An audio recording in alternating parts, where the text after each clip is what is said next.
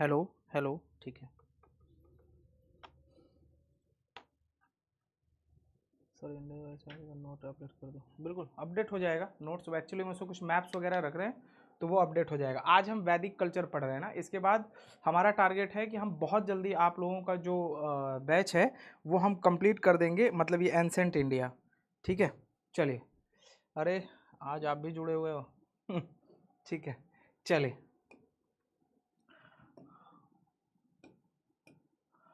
अब हम सबसे पहले बात करते हैं, कल आपने देख लिया कि कैसे जो है इंडस वैली सिविलाइजेशन का डिक्लाइन हुआ। इंडस वैली के सिविलाइजेशन के बाद आपका क्या आता है, वैदिक काल आता है। सबसे पहले हम अर्ली वैदिक पीरियड पढ़ते हैं। ये वैदिक पीरियड क्या है, ये वो काल है जहां से जो वर्तमान संस्कृति आप देख रहे हैं, जो वर्तमान आप ताना बाना देख रहे हैं, यानी कि जिस वर्तमान प्लेस पे अभी हम आप हैं, जिसकी नींव पड़ी, आप ये कह सकते हैं कि ये उसका फाउंडेशन कोर्स है जो यहां से शुरू हुआ। ठीक है, कहीं ना कहीं से यहां से अब मानव क्या कर रहा है, अब आपने देखा कि विकास के क्रम में, सभ्यता के क्रम में अब वो अपने आप को इस्टेब्लिश करेगा। अब वो अपने आप को क्या करेगा, अब वो अपने आप को अपने मत का क्या करेगा, खंडन करेगा। यानी कि वो अपनी आइडियोलॉजी भी अब यहां से वो शेयर करना शुरू करता है। अब वो क्या करेगा, अब वो विस्तार की ओर जाएगा। तो अब हम यहां से, ये बहुत इंपॉर्टेंट टॉपिक है, यहां से फिर अब आपको आगे से सारी चीजें देखने को मिलेंगी कि किस तरीके से अब आप समझोगे कि राजा कैसे हुए, किस तरीके से फ्यूडरल सिस्टम हुआ, किस तरीके से समाज में कुरीतियां फैली, किस तरीके से समाज का वर्गीकरण हुआ। यानी कि किस तरीके से आप देखोगे कि जो सोसाइटी है उसको डिवाइड, मतलब यहां से नहीं, मतलब यहां से सारी चीजों की क्या पड़ेगी, न्यू पड़ेगी। कौन अच्छा है, कौन बुरा है, कौन खराब है, यानी कि क्या डोंट है, क्या डूज है, आप सारी चीजें आप देखना शुरू करोगे। ठीक है, वन बाय वन देखते हैं। आपको जैसा कि पता है कि आफ्टर इंडस वैली सिविलाइजेशन के बाद जो है कि जो सभ्यता उभरी, इंडस वैली सिविलाइजेशन का डिक्लाइन कैसे हुआ आपने देख लिया। वो बिल्कुल भी हमें नहीं पता कि कोई उसके एक मेजर कॉजेज नहीं थे कि फ्लड की वजह से हुआ, या बाहर से कुछ लोगों ने आक्रमण किया, या क्लाइमेट चेंज हो गया, अर्थक्वेक यानी कि भूकंप आ गया, या उन लोगों ने खुद एक जगह से दूसरी जगह पे माइग्रेट किया या पलायन किया। एक्चुअल कॉज क्या है हम में से कोई भी नहीं जानता है। ठीक है, वो स्टडी का एक स्टडी का बात। अब इसमें क्या है, सिंधु के बाद जो सभ्यता यानी वैदिक, उसको हम दो पार्ट में डिवाइड करते हैं। अब दो पार्ट कौन कौन से हैं, एक तो है ऋग वैदिक काल, एक क्या है, ऋग वैदिक काल है, फिर दूसरा है उत्तर वैदिक काल, उत्तर वैदिक काल।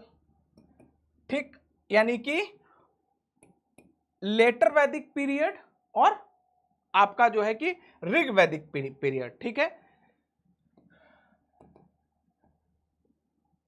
ऋग वैदिक पीरियड एंड ये क्या है, लेटर वैदिक पीरियड। अब जरा सा आप मैप को देखिए, है ना। अगर आपको हिस्ट्री समझनी है तो आपको मैप, आपका जो है मैप पे कमांड, कोई भी चीज मैं आपको बताता हूं, अगर आप मैप समझते हैं ना, चाहे वो हिस्ट्री हो, पॉलिटी हो, ज्योग्राफी हो, इकोनॉमी हो। अच्छा, कुछ लोग ना, आप में से एक, मैं एक चीज बता दे रहा हूँ। दो बच्चे एक क्वेश्चन पूछ रहे थे, उन्होंने कॉल किया था टीम के पास, मेरी बात हुई थी आज। आप लोगों को थोड़ा सा समझा देता हूँ मैं ना। देखो ना, एक चीज याद रखना, अगर आपको प्रीलिम्स क्वालिफाई करना है ना, यूपी पीसीएस 2026, अगर आपको प्रीलिम्स क्वालिफाई करना है, ठीक, तो आपको टारगेट करना पड़ेगा।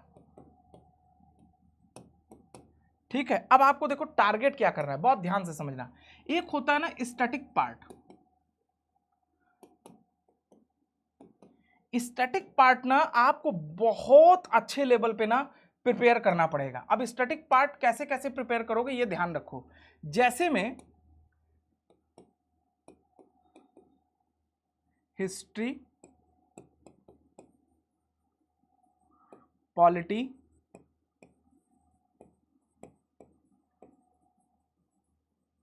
ज्योग्राफी, हिस्ट्री, इकोनॉमी,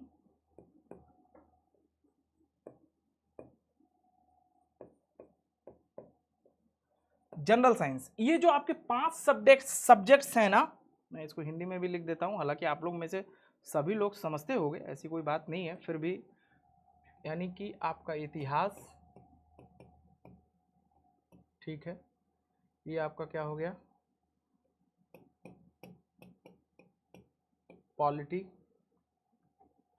ये आपका क्या हो गया,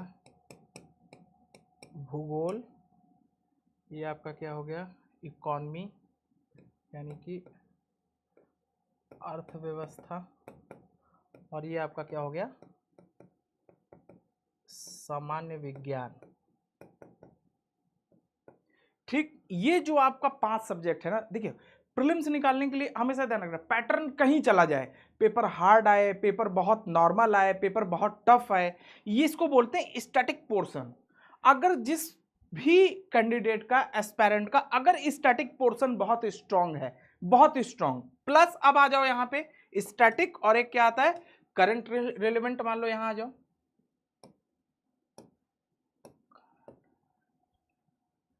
अगर आपका, अब इसमें क्या आ गया,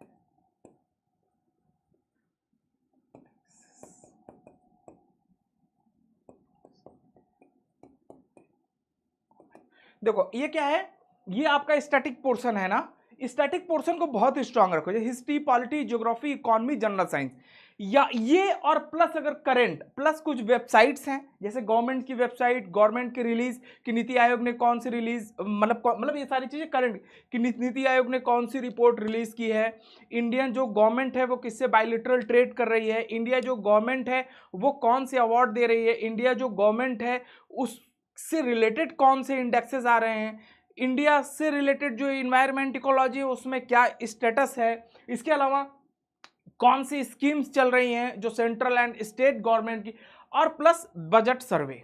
ठीक, अगर आपने ये और ये कर लिया, मैं आपको हमेशा कह रहा हूं, आप मेरी बात को बिल्कुल याद रखना कि अगर आपने ये कर लिया, आपके 100 प्लस किसी भी कीमत पे रहेंगे स्कोर, और 100 प्लस पे आप प्रीलिम्स क्वालिफाई कर लोगे, आपको कोई नहीं रोक पाएगा। ठीक है, तो इस चीज को हमेशा ध्यान रखना, कहीं भी पैटर्न चला जाए, पेपर कैसा भी आ जाए, आपका प्रीलिम्स क्वालिफाई हो जाएगा। ठीक है, तो मैं क्या बता रहा था, हाँ, अब क्या है, ऋग्वैदिक पीरियड पे आते हैं। आपने देख लिया उसका डिवीजन, और मैं आपको मैप बता रहा था ना, सॉरी, कि आपको मैप को बहुत अच्छे से देखना है। मैपिंग जब आप देखोगे तो मैपिंग से क्या होगा कि सारा का सारा एरिया और पिक्चर आपका क्लियर होगा। अभी भी अगर आप उठा के देखोगे पूरे मैप को, तो आपको मैप से ये समझ में आएगा कि जो सिविलाइजेशन है या जो कहीं का भी कल्चर है, ठीक, वो कहां से कैसे शिफ्ट हो रहा है। पावर अगर आपको शिफ्ट देखना है ना कभी भी, तो आप मैप को बहुत अच्छे से पढ़ो। मैंने पहले क्लास में भी कहा था कि जिन लोगों ने मैप नहीं लिया है वो प्लीज एटलस का या जिसका भी आपको अच्छा लगे मैप ले लीजिएगा। अब ऋग्वैदिक पीरियड, इसका टाइमलाइन क्या है, 1500 से जो है 1000 बीसी यानी बिफोर क्राइस्ट है। अब ये बेस्ड किस पे है, ऋग्वैदिक जो है पूरी तरीके से बेस्ड किस पे है, ऋग्वेद पे है। ठीक है, अब ऋग्वेद जो क्या है वो क्या है, अब ऐसा माना जाता है कि आखिर ऋग्वेद किस पे बेस्ड है। ठीक, ऋग्वैदिक काल ऋग्वेद पे बेस्ड है, पुस्तक है। ठीक है, अब इसके निर्माता ऐसा माना जाता है कि आर्य थे। अब आर्य किसको बोलते हैं, यानी आर्यंस किसको बोलते हैं, ऐसा यानी श्रेष्ठ व्यक्ति यानी ग्रेट पर्सन। ठीक, ऐसा माना जाता है, लेकिन ये एक कल्पना गढ़ी जा रही है, एक हाइपोथेटिकल थॉट्स है कि जो ये एक मतलब बहुत डिबेट का मतलब इशू है। ये हम अभी बहुत ज़्यादा चर्चा नहीं करेंगे इस बात पे, चूंकि आप एग्जाम के रिलेवेंट, लेकिन सिर्फ बता रहा हूँ। ऐसा यूरोपियों का मानना है कि जो श्रेष्ठ होता है वो यूरोपीय है, यानी आर्य हैं तो यूरोपीय हैं, बस ऐसे समझिए। लेकिन बस हम इतना समझेंगे, आर्य मतलब नोबेल पर्सन यानी श्रेष्ठ है। अब आर्यों का मूल स्थान क्या था, इस पे लेके बहुत सारा डिबेट है। तो आपसे जो क्वेश्चन कभी पूछा जाता है या प्रीवियस ईयर में पूछा भी गया है, वो क्या पूछा गया है कि ये क्या थे, ये सप्त सिंधु थे, ये कौन, अविनाश चंद्रा है, उनका मानना है। ठीक है, ये ब्रह्म ऋषि देश से आए हुए थे, ये किसका, गंगानाथ झा का मानना है, ये इलाहाबाद यूनिवर्सिटी के वाइस चांसलर रहे हैं। कश्मीर से आए हुए हैं, किनका मानना है, LD काला का मानना है। उसके अलावा कुछ फॉरेन के भी क्या हैं, जो थ्योरीज हैं, जो मैंने आपको, वो कहते हैं सेंट्रल एशिया से आए हैं, मैक्स मूलर का मानना है। और मोस्ट एक्सेप्टेड, जाहिर सी बात है उस समय पे एक्सेप्टेंसी वहीं पे होगी, जैसे सपोज करिए आप में से 100 आदमी कहीं बैठे हुए हैं, ठीक है, 100 में से 90 आदमी अगर एक ही मूल जाति और मतलब कम्युनिटी से हैं, कम्युनिटी इन द सेंस यहां जाति धर्म से नहीं लगाना है, मूल का मतलब सेम, जैसे मान लीजिए एक, मान लीजिए कहीं पे भी वेबिनार हो रहा है या एक सेमिनार हो रहा है, वहां से एक ही एरिया से 100 लोग आते हैं और 10 लोग अल्पमत में अलग अलग क्षेत्र से, तो जाहिर सी बात है जो 90 लोग हैं जिनकी संख्या ज्यादा है उनकी बात मानी जाएगी, समझे आप। तो यहां पे क्या है, मैक्स मूलर की बात सबसे ज्यादा एक्सेप्टेड है। आर्कटिक से आए थे, ये बाल गंगाधर तिलक का मानना है, ये बाल गंगाधर तिलक वही है जो आप मॉडर्न इंडिया में पढ़ेंगे, ठीक है। फिर क्या है, स्टेपी रीजन से आए थे। अभी स्टेपी क्या है, स्टेपी यानी स्टेपी एक क्लाइमेट एरिया है, ठीक है, आप पढ़ेंगे जब ज्योग्राफी आएगा कि स्टेपी जो क्लाइमेट है वहां पे कैसे कैसे ये घास पूछता है, स्टेपी कौन कौन से रीजन है, ये आपको पूरा उठा के पूछेगा कि साउथ अमेरिका में पाया जाता है, अफ्रीका में पाया जाता है, सेंट्रल एशिया में पाया जाता है, यूरोप में पाया जाता है, कहाँ पाया जाता है। लेकिन कंक्लूजन क्या था इसका कि आर्यन जो है वो हो सकता है कि माइग्रेट किए हों सेंट्रल एशिया से, ऐसा बात माना जाता है, ठीक है।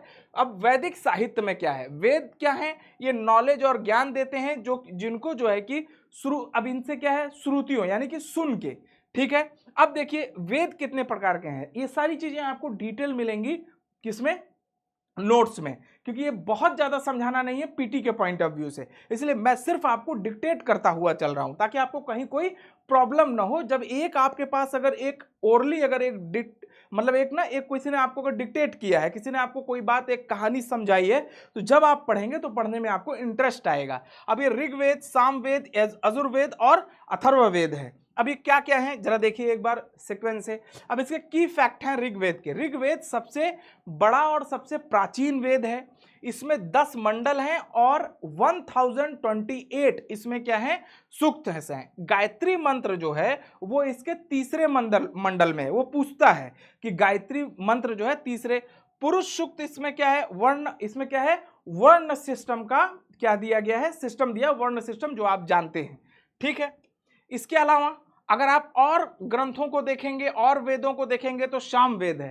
सामवेद का थीम क्या है, ये किससे संबंधित है, ये म्यूजिक से संबंधित है। यजुर्वेद किससे है, ये रिचुअल से संबंधित है। अथर्ववेद किससे है, ये डेली लाइफ मैजिक, यानी कि अगर कभी पूछेगा कि जादू टोने की बात किसमें कही गई है, काला जादू टोना का मतलब है कि ब्लैक मैजिक भी आ जाएगा, मैजिक आ जाएगा, तो किसमें कही गई है, अथर्ववेद में कहा गया है। आपके नोट्स में पूरा डिटेल में दिया गया है। अब इसका आप भौगोलिक विस्तार या ज्योग्राफिकल अगर आप इसका अगर देखेंगे कि ये किस एरिया में है, तो ये रीजन अफगानिस्तान, पंजाब और ये वेस्टर्न यूपी तक आप अगर देखेंगे तो ये क्या है, पूरा ये जो अफगान का ये क्या है, नॉर्थ वेस्ट फ्रंटियर प्रोविजन है। आपको पता है अभी जो पाकिस्तान का इशू है किस तरीके से बलूच वाला इशू चल रहा है। आप लोग न्यूज़पेपर अगर नहीं पढ़ते, मैं उस दिन भी बोल रहा था प्लीज़ पढ़ा करिए। अगर न्यूज़पेपर नहीं पढ़ेंगे, अभी से हैबिट नहीं बनाएंगे पढ़ने की, सुनने की नहीं पढ़ने की, ध्यान रखिए, तो आपको बहुत प्रॉब्लम होगी मेंस में अपना एक व्यू। क्योंकि देखिए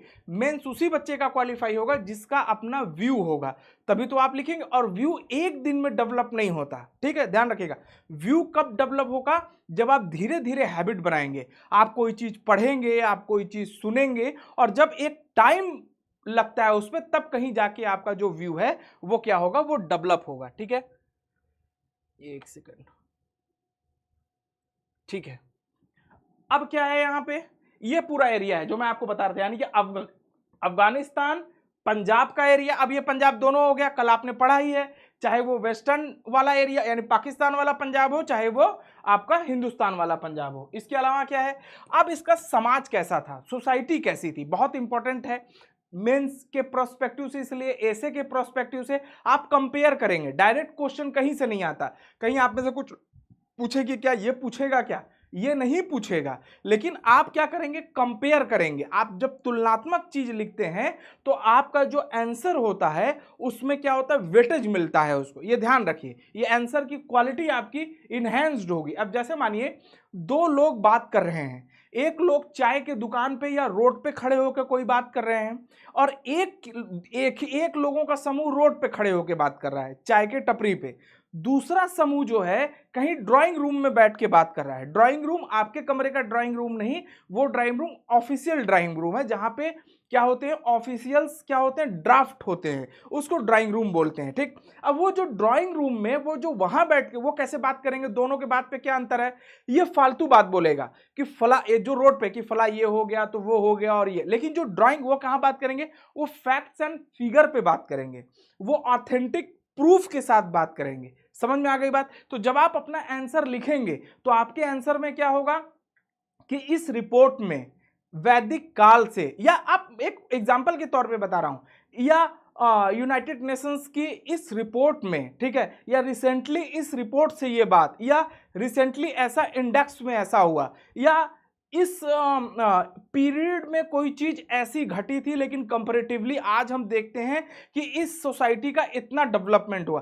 तो जो आदमी आपको पढ़ रहा है, मैं बार बार कह रहा हूं, जो आदमी आपकी कॉपी चेक करेगा, आपकी एज 30 साल 35 साल 40 साल जो हो, लेकिन अप्रॉक्स उसकी एज जो होगी वो 65 प्लस होगी, और चूंकि वो वहां तक पहुंचा है तो वो बहुत इंटेलेक्चुअल होगा, उसके पास कुछ भी नहीं तो 40 प्लस ईयर एक्सपीरियंस होगा, यानी आपकी एज से लगभग ज्यादा। ठीक है, अब अगर आपके एज से ज्यादा एज है तो आप उसको ज्ञान नहीं दे सकते, वो सब जानता है, बस वो आपकी कॉपी देख के समझ जाएगा कि हाँ बच्चे के पास ज्ञान है, ठीक है, तो वो आपको नंबर दे देगा। ठीक है, अब सोसाइटी कैसी थी, यानी कि पैट्रियार्कल सोसाइटी थी, पुरुष प्रधान समाज था। ठीक है, इसके अलावा क्या था यहाँ पे, कास्ट सिस्टम इनिशियली, मतलब आप समझिए वुमेन की जो, अच्छा वुमेन का जो सिचुएशन था ना वो बेटर था कुछ हद तक, ठीक, ऐसा माना जाता है। लेकिन अभी यहाँ पे कोई भी सती इवेंट और सती का कोई भी ऐसा इंसिडेंट और चाइल्ड मैरिज है ना, ये देखने को नहीं मिला था। कहां पे मैं कह रहा हूं, ऋग वैदिक समाज में। ध्यान रखिएगा, ये सब जो पॉइंट मैं आपको बता रहा हूं ये स्टेटमेंट में पूछ देगा, आसान और टफ कुछ नहीं होता। मान लीजिए आपसे कोई ऋग्वेद में पूछ दिया, एक क्वेश्चन ही समझ लीजिए कि ऋग्वेद पीरियड में, एक एग्जांपल के तौर पे बता रहा हूं कितने वेद हैं। अब आपको पहले ऑप्शन दे दिया 1 2 3 4, ठीक है, अब ऑप्शन में क्या दे दिया, 2 हैं, 3 हैं, 4 हैं या 8 हैं। लेकिन अब कैसे क्वेश्चन देगा, अब क्वेश्चन देगा कि निम्नलिखित कथनों पर विचार कीजिए। अब कथन 1, ऋग्वैदिक समाज मात्र सत्तात्मक था। कथन 2 यानी स्टेटमेंट 2, ऋग्वैदिक समाज में क्या होता था, ऋग्वैदिक समाज में, ऐसे खोल लीजिए, ऋग्वैदिक समाज में सती प्रथा का उल्लेख मिलता है। ठीक, अब 2 हो गया। तीसरा मिल जाएगा, ऋग्वैदिक समाज में क्या है, चाइल्ड मैरिज का कोई भी साक्ष्य उपलब्ध नहीं है, वो समाज में चाइल्ड मैरिज को एक्सेप्ट नहीं किया गया था। कथन 4 मतलब 3 हो जाएगा, जो भी चल रहा हो। अब आपसे ऑप्शन दे देगा कौन से सही हैं, 1 2 3, 2 3 1 2, तो क्या है, पैटर्न सेम है ना। पहले एक क्वेश्चन पूछ रहा है, एक फैक्ट पूछ रहा है, अब क्या कर रहा है आपसे, एक ही क्वेश्चन में आपको फैक्ट भी जान रहा है आपसे, और आपका कॉन्सेप्ट भी समझ रहा है। एग्जामिनर आपसे क्या, यानी कि जो कमीशन है वो आपसे क्या एक्सपेक्टेशन कर रहा है कि आप क्या कीजिए, इसी में मुझे ये बताइए कि जो चीज आप पढ़ रहे हैं आपका क्या कॉन्सेप्ट क्लियर है। कॉन्सेप्ट यही चीज है कि आपने पढ़ तो लिया, कि आपने खूब मजे से पढ़ लिया, मैप कर लिया, ये वो, आपने कितना उस पर मंथन किया है, कितना उस पर सोचा है कि वहां का समाज कैसा था, वहां की संस्कृति कैसी की, वहां की अर्थव्यवस्था कैसी थी। एक स्टेटमेंट उठा के दे देगा, और आप तब तक सॉल्व नहीं कर पाओगे जब तक आप बहुत केयरफुली, और आप कितना अटेंशन है ना, किसी को चीज को पढ़ते हुए ये सब चीजें कौन दिखेगा कि आप अटेंशन कितना है। समझ आया बात? ठीक है, चलिए अब क्या हो गया, इकोनॉमी कैसी थी वहां की, इकोनॉमी कैसी थी, पशुपालन, क्योंकि जाहिर सी बात है आपको बताया था ग्रामीण यानी कि रूरल अर्थव्यवस्था थी, पशुपालन, और जो मेजर लोगों के पास वेल्थ होता था, जैसे सपोज करिए कि एक एक्स गांव है, उस गांव में बोला जाए कि वो बहुत संपन्न व्यक्ति है, तो इसका मतलब क्या होगा कि उसके पास सबसे ज्यादा गौधन होगा। क्या होगा, गौधन होगा। ठीक है, अगर गौधन है तो वह व्यक्ति क्या होगा, सबसे ज्यादा, यानी कि काऊ को वेल्थ का उसमें क्या इंडिकेशन या प्रतीक माना जाता था। ठीक है, अब इसमें क्या है, जरा आगे आइए, पॉलिटिकल सिस्टम कैसा था, ये कई बार क्वेश्चन पूछा है। कुल, ग्राम, विश्व और जन, यानी कि जो स्ट्रक्चर था वो कैसे था, सबसे जो पहली इकाई, जैसे अभी हम देखते हैं ना, अभी हम क्या देखते हैं, सबसे जो पहली इकाई है वो क्या है, अभी हमारे यहाँ ग्राम है, क्या है अभी हम हमारे यहाँ ग्राम है ना। फिर हम देखते हैं ग्राम से ऊपर कैसे ब्लॉक आ गया, तहसील आ गया, डिस्ट्रिक्ट आ गया, फिर क्या आ गया, नगर पालिका, मतलब इस तरीके से देखते हैं ना हम कैसे चलते हैं कि भाई एक ग्राम है, ब्लॉक है, तहसील है, डिस्ट्रिक्ट है, मंडल है, स्टेट है, नेशन, इस टाइप से हम एक मोटा मोटा चल रहे हैं। उसी तरीके से क्वेश्चन पूछा हुआ है, सबसे पहली इकाई क्या होती थी, कुल होता था, फिर क्या होता था, ग्राम होता था, फिर विश्व होता था, ठीक, और लास्ट में क्या होता था, जन होता था। जन क्या होता था, यानी राष्ट्र है, ठीक है। इसका जो लीडर कौन होता था, राजा होता था। ये सेम वही, अब यहां पे मैंने आपको अगर बताया था ट्राइबल सिस्टम, कि अगर लोग अलग अलग हैं, अब उसने क्या बोला कि नहीं भाई ठीक है, मैंने आपको याद होगा, अगर आप रिमेंबर करेंगे थोड़ा सा, अगर आप ना कभी भी पढ़ा कीजिए तो इस चीज को मेक श्योर किया कीजिए कि एक लेक्चर दूसरे लेक्चर से कनेक्ट होगा, तो उसको मेमोराइज करने की कोशिश किया कीजिए। अब क्या है यहाँ पे कि जो किंग है, वो मैंने आपको बताया था कि जो सबसे ज्यादा पावरफुल होगा, यानी कि शक्ति के बल पे, डंडे के बल पे, लाठी के बल पे, उस समय क्या होता था, अपने आप को लोग क्या करते थे, मतलब एक तरीके से एक सिक्योरिटी प्रोवाइड कराते थे। और जैसे मैंने आपको बोला कि अगर 100 आदमी है और एक आदमी से एक गाय लेगा तो उसके पास ऑलरेडी 100 गाय हो जाएगा, तो अपने आप सबसे वेल्थेस्ट पर्सन हो जाएगा। तो ये चलता था, और वो क्या होता था, ट्राइबल लीडर होता था, अलग अलग ट्राइब्स होते थे। सभा और समिति नाम की दो क्या होती थी, समितियां होती थी, मतलब दो इकाई होती थी, ठीक है, और ये बहुत इंपॉर्टेंट होती थी, ठीक है। अब देखिए रिलीजन क्या था, रिलीजन अभी भी क्या था, नेचुरल वर्शिप को फॉलो करते थे लोग, अभी भी किसको फॉलो करते थे, जो नेचर वर्शिप यानी प्रकृति की पूजा करते थे। जैसे मैं आपको पता है कि अगर सूर्य, यानी कि आप अगर इससे पहले आपने इंडस वैली में भी देखा, किसी भी धार्मिक स्थल का वहां पे एविडेंस नहीं मिला है। आप उसी के समकालीन मेसोपोटामिया में चले जाइए तो वहां पे भी अपोलो की पूजा होती है, ठीक है। अब अपोलो कौन है, अपोलो कौन है, सूर्य ही है। सूर्य क्यों हुई वहां पे, यहाँ पे सर्वोच्च देवता है, अपोलो कहा जाता है। तो यहाँ पे भी कुछ प्रकृति पूजा हो रही है, वर्शिप, जैसे कि किस तरीके से आपने इंडस वैली में याद हो ग्रेट बाथ देखा था, वहां क्या था, वर्शिप से बचना। उसको अगर आप आज से कनेक्ट कीजिए तो आपको पता है महाकुंभ होता है। तो महाकुंभ किस लिए है, यहाँ क्या किया जा रहा है महाकुंभ में, जरा मुझे बताइए तो।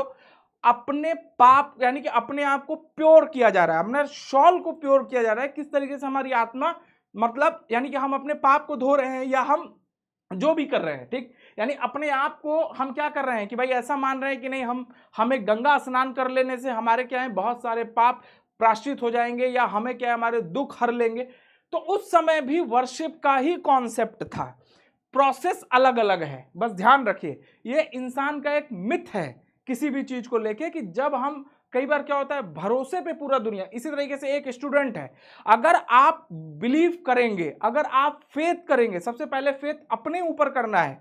आपके सफलता को सिर्फ आपके जुनून का इंतजार होता है।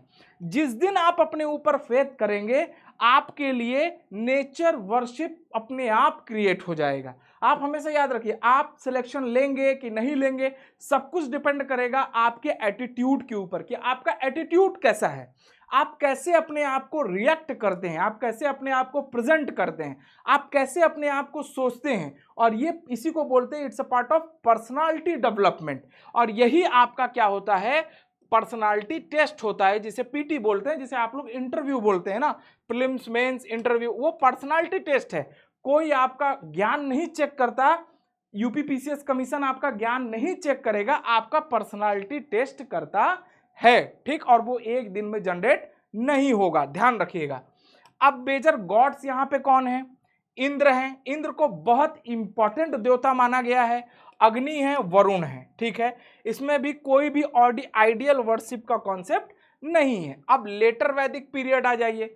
लेटर वैदिक पीरियड बहुत इंपॉर्टेंट है, क्यों, क्योंकि 1000 बीसी से लेके 600 बीसी पे आ गए। अब यहां तक क्या हो गया कि अब कुछ कृतियां हो जाएंगी। अब आपको यहीं से क्या दिखेगा, बुद्धिज्म, जैनिज्म, ध्यान है ना। अब यहीं से क्यों, क्योंकि अब आपको कुछ कुछ समाज में ऐसी चीजें, क्योंकि अब समाज इस्टेब्लिश हो रहा है ना, तो जब समाज, अब आपने देख लिया, राजा का कॉन्सेप्ट आ गया, कुल का आ गया, ग्राम का आ गया, विश्व का आ गया, जन का आ गया। कुल ग्राम विष जन आ गया। जब 4 लेयर में अब क्या हो गया, एक ही एरिया 4 लेयर में डिवाइड है, तो डिवाइड है तो जाहिर सी बात है कुछ श्रेणियां भी बनी होंगी, कुछ लेयर भी बना होगा, तो उसमें कुछ अपने आप कोई भी सिस्टम जब जनरेट होता है तो बहुत सी अच्छी बातों के साथ साथ वो कुछ ना कुछ बुराई भी अपने साथ लेके आता है। अब ये क्या है, एक्सपेंशन हुआ कहां पे, गंगा के प्लेन में।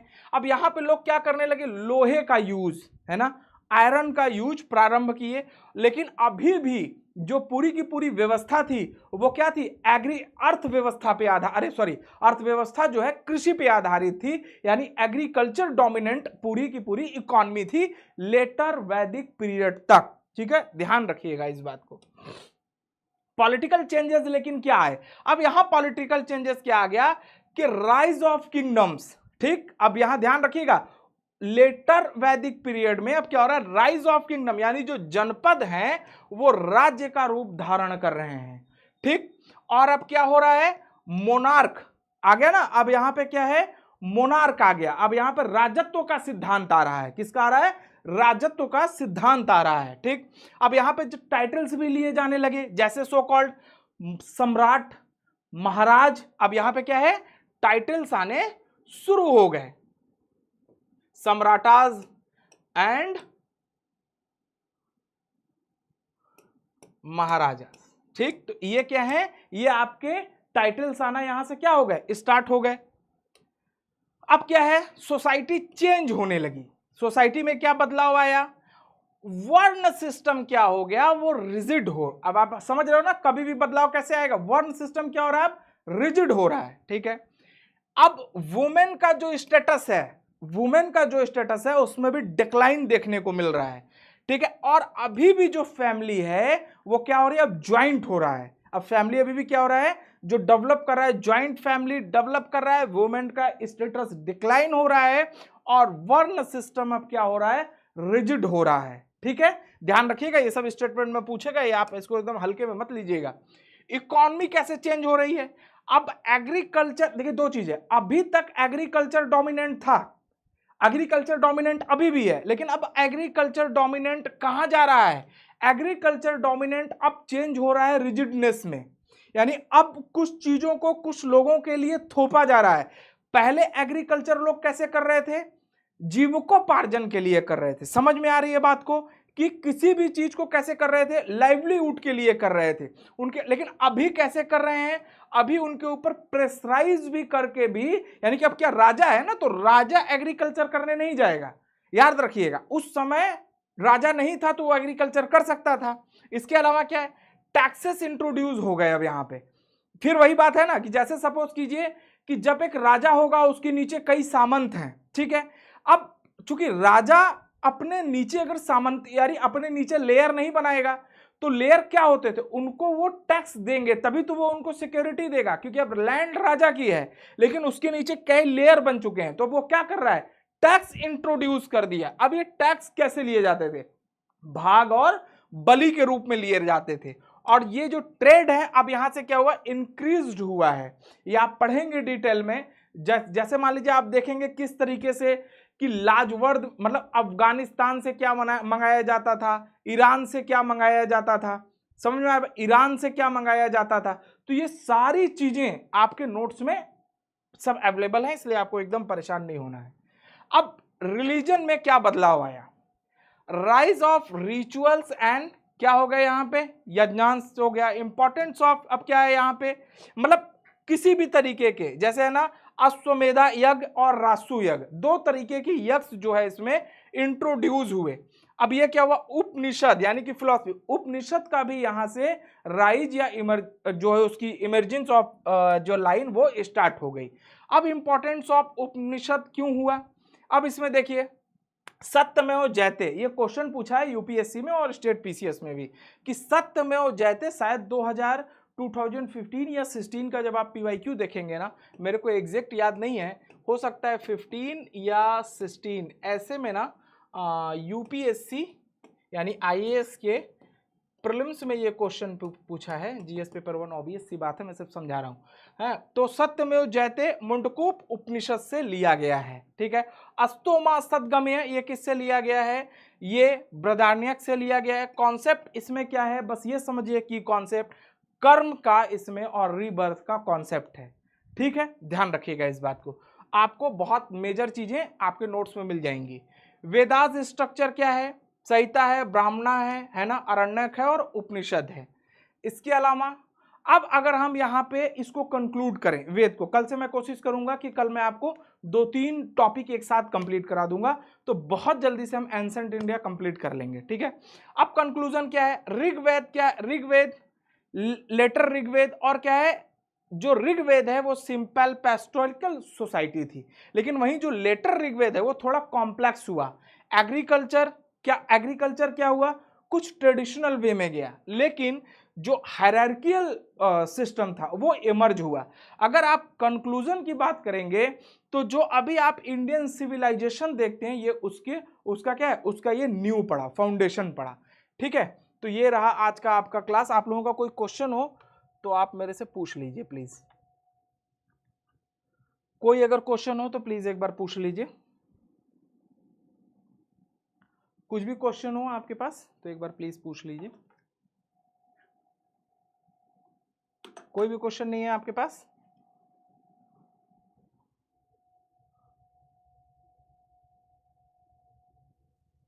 पीपीटी आप क्या करेंगे, पीपीटी से ज्यादा अच्छा आपको नोट्स मिल रहा है, पीपीटी लेके आप लोग क्या करोगे, पीपीटी से ज्यादा अच्छा आपको नोट्स मिल रहा है। और कोई लगता है मुझे क्वेश्चन नहीं, अगर कुछ क्वेश्चन होगा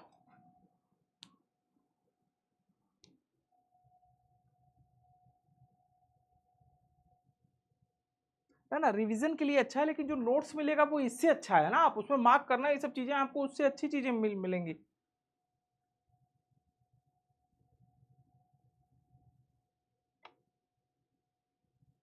और क्लास कब चलेगा, चलेगा?